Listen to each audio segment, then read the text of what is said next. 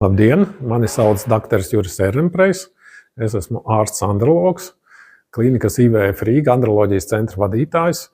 Un andrologs ir ārsts, kas nodarbojās ar vīriešu dzimumu sistēmas saslimšanu ārstēšanu, neauglības ārstēšanu un citu problēmu ārstēšanu, bet šodien parunāsim par neauglību. Smagākais un sarežģītākais vīriešu neauglības paveids ir pilnīgs spermacītu iztrūkums sēklas šķidrumā, jeb ejakulātā, kad vīrietim mēs uztaisam spermas analīzi un tur vispār neatrodam spermacītus. Tas nav nemaz tik reti, to mēs novērojam 5 līdz 10% gadījumu no visiem vīriešu neauglības gadījumiem un paliek arvien biežāk mūsu laikos. Tiem var būt šim te azospermijai, pilnīgam spermacītu iztrūkumam dažādi iemesli. Tas var būt hormonu deficīts, kas nav nemaz grūti ārstējams.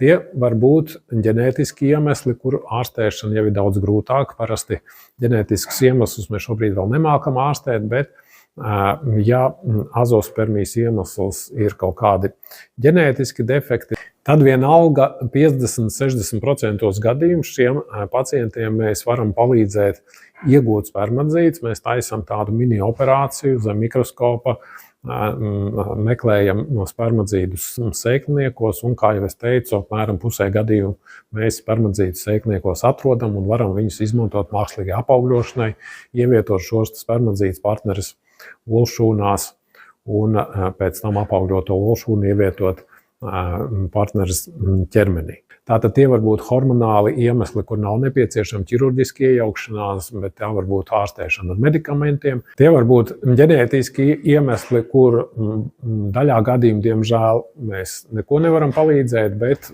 vismaz pusē gadījumu mēs varam iegūt spermacītus un izmantot mākslīgai apaugļošanai.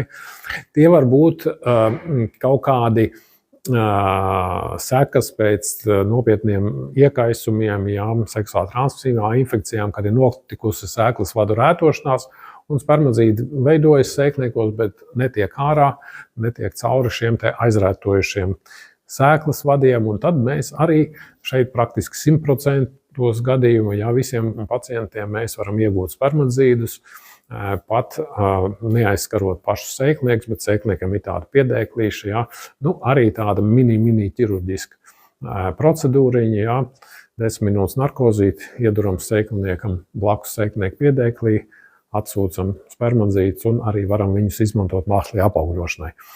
Tā kā no vienas puses vīrieši parasti ļoti satraucās, ja uztaisa spermas analīzi un dabū šo te tādu ļoti nepatīkamo vēsti, ka jums spermā nav neviena spermacīta, un ka es esmu neauglīgs, bet droši vajag griezties pie ārsta androloga, klīnika IVF Rīga, un tātad vairāk kā pusē šo pacientu mēs varam palīdzēt tikt pie gaidītā bērniņa.